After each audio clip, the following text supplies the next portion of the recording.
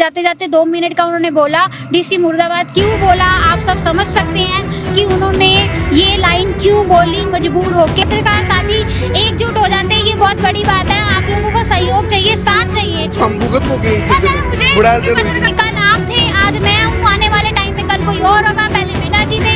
आकर्षण उपल की पत्नी मोनिका उपल फिलहाल खुल कर बोल रहे हैं बेबाकी के साथ। आज वो बाहर नहीं है ना आवाज उठाने वाले, तो आप लोग ये मत समझना कि कोई बोलेगा नहीं।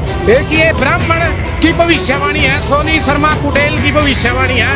खट्टर साहब 2024 में दिखाई नहीं देंगे। उनकी पत्नी यहाँ खड़ी है, उनका परिवार खड़ा है और बहुत सारे साथी जो एकजुट होकर मीडिया बरादरी भी खड़ी है। सब लोग सवाल उठाएंगे, क्वेश्चंस करेंगे।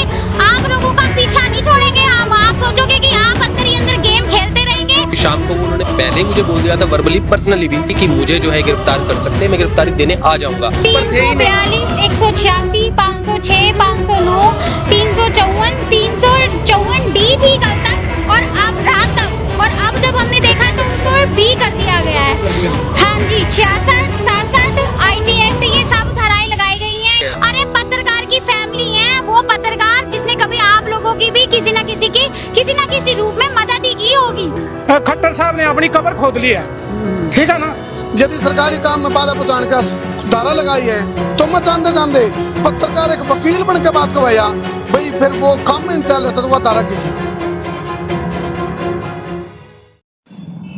सारे दर्शकों ने देसी पत्रकार कर्मों की राम राम करनाल तो स्टेम लाइव जुड़ गया हूँ।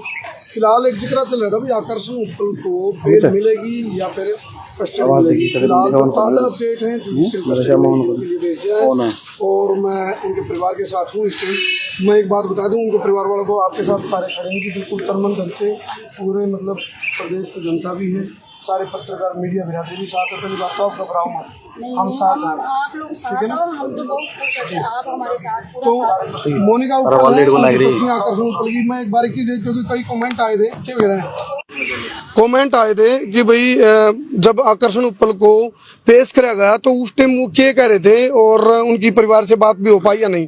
तो जब वो पहुंचे, जब उनको पेश किया जा रहा था मोनिका जी, तो क्या कह रहे थे आकर्षण जी?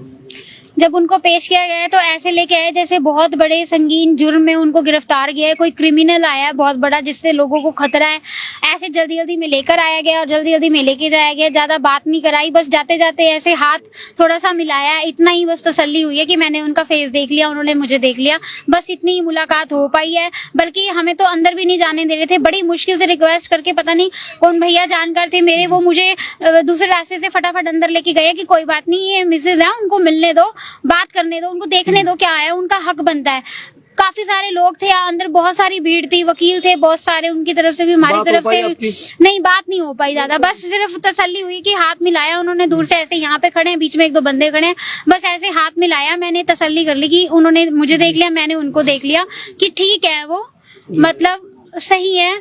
अब जो हुआ है वो तो आपको पता ही है, संगीन है, सबको संगीन करने की कोशिश की जा रही है। इसको मामले को बिना बात के बढ़ाया जा रहा है, ऐसे संगीन रूप दिखाया जा रहा है और मामला साफ तौर पे दिखाई दे रहा है कि ऊपर से प्रेशराइज है सरकार की तरफ से, जहां से भी है। आप सबको पता है, जाते हुए मेरे पति ने फिर नारा लगाया है, जाते जाते 2 मिनट का उन्होंने बोला। डीसी मुर्दाबाद क्यों बोला आप सब समझ सकते हैं कि उन्होंने ये लाइन क्यों बोली, मजबूर होके क्यों बोली, क्योंकि हमें पता था कार्रवाई पहले से ही अंदर खाते चल रही है और कुछ ना कुछ बड़ा ये उनके खिलाफ करेंगे।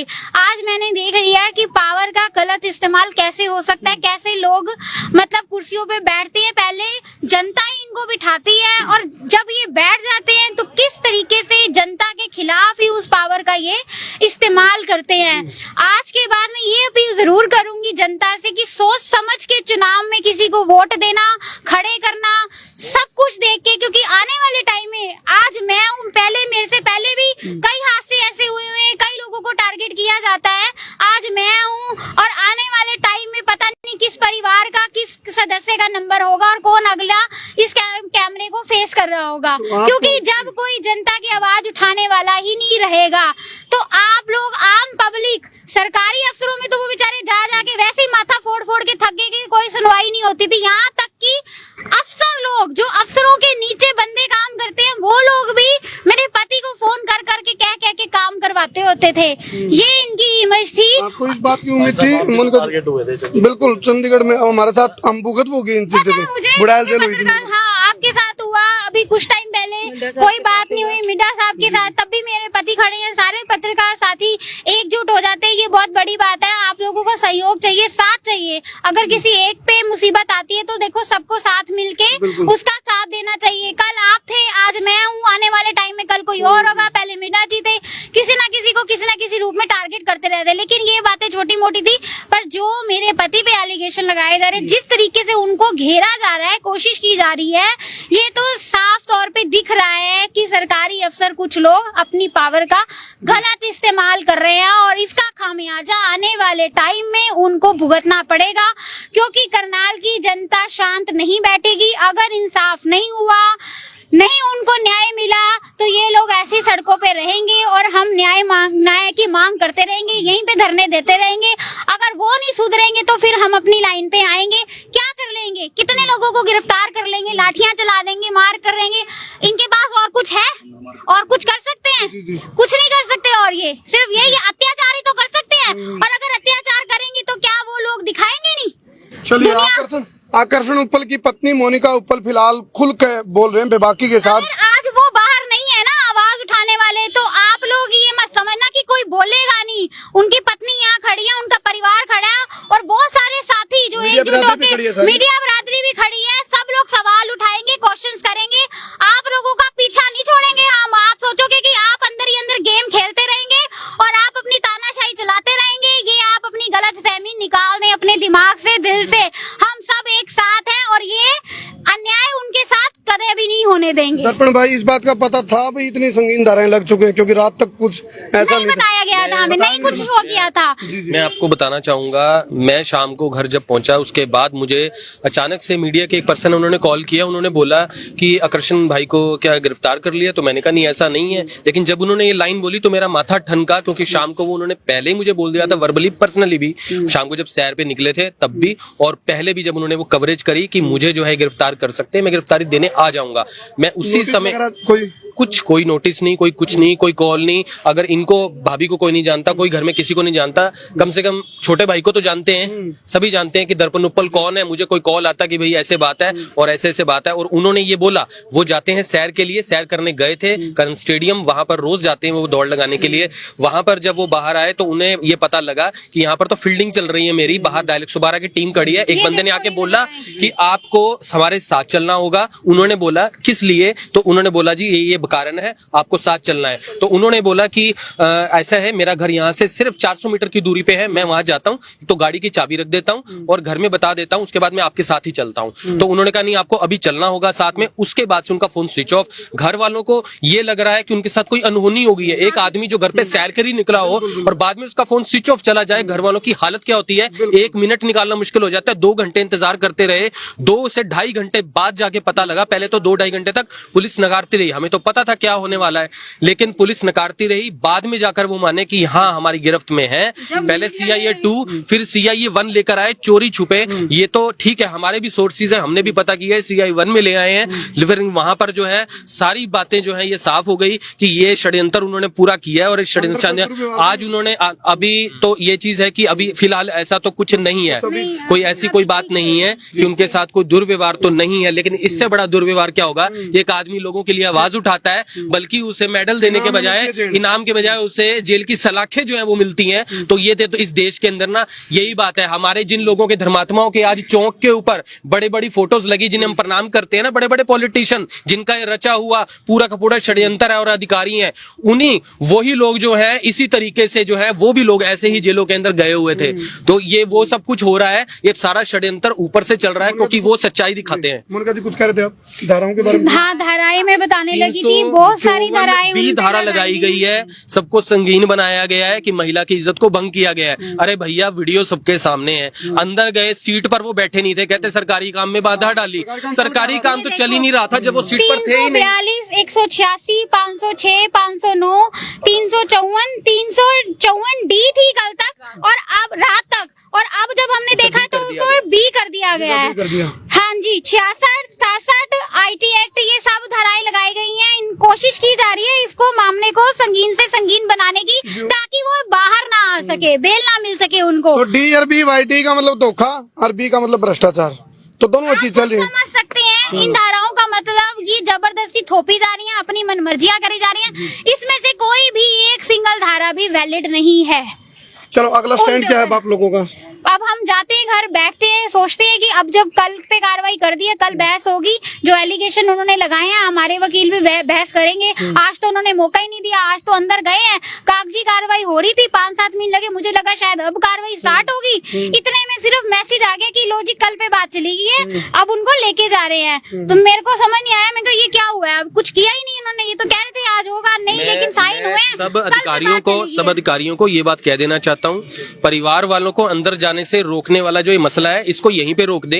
आज मैं जा रहा था अंदर तो उन्होंने बोल दिया लंच टाइम है, मैंने कहा कोई बात नहीं, लंच ठीक है, बिल्कुल जाने नहीं दे रहे। एक या दो बंदे को अंदर चला गया, 3 बंदे अंदर चले गए, जो जरूरी था हमने कहा चलो एक को बाहर कर दो, इनकी जगह उनको भेज दो। अरे भाई कर दिया ना अंदर, जाने जाओ नहीं तो बाहर चले जाओ, जो बाहर चला गया तो वापस नहीं आएगा। मतलब इतनी सख्ती और इतना उन्होंने गलत व्यवहार, बंद कर दिया। गलत व्यवहार, मतलब हम लोगों के साथ भी गलत व्यवहार हो रहा है, जैसे पता नहीं हम किसको मिलने आए हैं, कौन से परिवार से हम ताल्लुक रखते हैं। अरे पत्रकार की फैमिली है, वो पत्रकार जिसने कभी आप लोगों की भी किसी न किसी रूप में मदद ही की होगी। पब्लिक के लिए आवाज थी भैया, और इसने कहा कि आपन नून मेरे छिड़कना भले मारा रोन बिन देवा। क्या करते दर्पण भाई? मैं सिर्फ यही चीज बोल रहा हूँ कि ये जो अंदर रोकने वाला जो मसला है इसको यहीं पे रोक दें, इसका भरपूर विरोध होगा। और ये जो कुछ ये कर रहे हैं ये ठीक नहीं है, बाद में ये पछताएंगे। हाथ जोड़ के अपने अंदर माफी मांग लो, जो गलती करी उसको सुधार लो, वरना तुम्हारा सत्यानाश होके रहेगा। चलो फिलहाल पूरी मीडिया बिरादरी तो मैं कहूंगा मतभेद मनभेद भूल के एक बार आओ इस मामले में साथ दो, क्योंकि मीडिया बिरादरी इस टाइम खतरा में है। मन नहीं आवाज लगा। बहुत बहुत धन्यवाद। मैं उतारा देसी पत्रकार कर्मू। हाँ जी, सोनू जी हैं, सोनू भाई हैं, सोनू शर्मा जी। देखो सारा प्रकरण आप देख रहे हो भाई। सोनू भाई क्या आपको मतलब देखो इतने बड़े बड़े देखो सारा लगभग पूरी मीडिया बिरादरी भी इकट्ठी हो रही है और इनाम में मिली जेल। हालांकि हम बेल की उम्मीद मान रहे थे, बेल तो नहीं, जेल मिली। ऐसा कर्मो जी। गाँव कौन सा अपना सोनू भाई? कुटेल अपना गाँव में, सोनी शर्मा गाँव कुटेल से। ऐसा सबसे पहले तो मैं आपका बहुत बहुत धन्यवाद करता हूँ कि आकर्षण उपल जी की कल गिरफ्तारी हुई। आप इतनी दूर से यहाँ करनाल में इतनी गर्मी में पहुंचे। बिल्कुल ऐसा पिछले 8 सालों से सारी बातें जो हरियाणा में घट रही हैं आपसे छुपी नहीं है कर्मो जी, आप सब जानते हैं।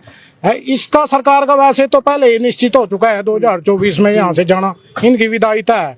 जिस तरह एक बयान बहू की डोली भेज दी जाती है ना, वैसे ही के खट्टर साहब की डोली भी तय है 2024 में जानी। फेयरवेल चल रही है जो है ना, जो ये कल प्रकरण हो जा उपल जी जो पत्रकार गरीबों के दुख सुख के साथी सबकी आवाज उठाते थे, कल इन्होंने गिरफ्तारी करके और गंभीर धाराओं में मुकदमा दर्ज करके खट्टर साहब ने अपनी कब्र खोद ली है। ठीक है ना, और ये हमारे लोकतंत्र बिल्कुल खत्म हो चुका है हमारे देश से, और हरियाणा में तो बिल्कुल ही लोकतंत्र नाम की चीज नहीं है। तो आपके चैनल के माध्यम से सिर्फ मैं एक बात कहूंगा, एक ये ब्राह्मण की भविष्यवाणी है, सोनी शर्मा कुटेल की भविष्यवाणी है। खट्टर साहब 2024 में दिखाई नहीं देंगे हरियाणा में। ये भविष्यवाणी करते हैं भाई सोनी शर्मा कुटेल वाले, ये भविष्यवाणी करी है। एक ब्राह्मण कह रहा है भाई मेरी यह भविष्यवाणी है 2024 में विदाई है। बिल्कुल नहीं मिलेंगे। ये देख लेना आप, ये कहाँ जाएंगे? जैसे आए थे ना ये करनाल में, और करनाल से MLA बन गए हैं, ये मुख्यमंत्री बन गए थे, कल कभी मेंबर नहीं बने, कोई सरपंच नहीं बने, तो ऐसे ही चले जाएंगे। 1 साल का समय रह गया, बस ज्यादा इंतजार नहीं करना किसी को। ये जानते जानते ट्रेलर चल रहे हैं, फेयरवेल है गया, पत्रकारों के ऊपर दबिश बनाई जा रही है, पत्रकार के परिवार को मिलने नहीं दिया जा रहा है, और या फेयरवेल है गए। फिलहाल हमारी भी रिपोर्टिंग पे भी कितने न कितने कार्रवाई हो सके, इस तरह की भी मामले आशंका है। मामले ऐसा लगा बीमार पे भी कोई कार्रवाई से। लेकिन एक सवाल है हमारा, यदि सरकारी काम में बाधा पहुंचाने का धारा लगाई है तो मैं जानते जानते पत्रकार एक वकील बन के बात को भाई फिर वो काम में चल रहा था, तो वह धारा किसी काम में चल रहा था, सरकारी काम चाल कर रहा था। चलो फिलहाल आपने क्या लगा है कमेंट करके जरूर बताइए। बहुत बहुत धन्यवाद। मैं उतारा देसी पत्रकार कर्मू। जय हिंद, जय हरियाणा, जय जवान, जय किसान। ये देखिए भाई, दिखाई उड़ान है, देख उड़ान दिखा, देखे देख मारा तैयार कर रखे हैं। नहीं आपके लिए नहीं। और क्या तैयार कर, और कौन है रेड़ा है? अरे मैस बड़की अब छोटा बढ़ रहा है। चलो फिलहाल देखो एक सोचने की बात है, पहलवान उन्हें बेचारे नु का पहलवानी करना छोड़ांगे हम तो भाई, किसान बेचारे नु का हम खेती करना छोड़ांगे, और कर्मचारी नु ताने बेरा ही है तो बेचारे बोलते को नहीं, चुपके रोने वाले, रखना छिपा के दिल के छाले रे, पिंजरे के पंछी तेरा दर्द न जाने कोई, ये भी बेचारे भीतर हालांकि बेल्ट की नौकरी बोल नहीं सकते, लेकिन सुनो भाई ये बात सच्चाई है। ये कितने बाट डाला दिया पत्रकारा में, पत्रकारिता बिरादरी भी खतरा में, हम भी नू कहने लग जाएंगे हाँ हम भी पत्रकारिता करना छोड़ा, हाँ यही बात होगी फिर तो वही बात है, ये तो अप्रत्यक्ष रूप से तानाशाही है, डिक्टेटरशिप है। तो तुमने क्या लगा कमेंट करके जरूर बताइयो। बहुत बहुत धन्यवाद, कर दो शेयर। होमगार्ड वाले बेचारे परेशान बना के भाई, रोकिए रहे काटिए ना, जो होमगार्ड वाले भाई रहे ये देखो तो मनु गंडा में जुकर मशीन में पीड़ा करे गंडा ने नू पीड़ा ही न काम लठ मान खातर और लोगों की गाड़ा सुनने खातर होमगार्ड वाले आग गए। और मैं तो नु कहूं कई बार कहना पड़े बोला पुलिस वाले बदनाम हुए भाजपा तेरे लिए, क्यों पुलिस ने तो माननी पड़े भाई, ऑर्डर मानने वो आग गए हुए पिछले बीच में पब्लिक के और ऊपर के जो ऑर्डर है उनके बीच में पीछे है एक पुलिस वाला, और उन तब ज्यादा होमगार्ड वाले पीछे भाई, सच्चाई बात है। होमगार्ड वाला गलत हो काम है, पहले बोझ उठाओ और छोड़ कर खाओ, गधा वाला काम हो जाए कई बार उन गलत बेचारे खूब सारी मेहनत करें यार, आखिर में क्या मिला छोड़ कर खाने ऑर्डर जड़ा फिर उन पर।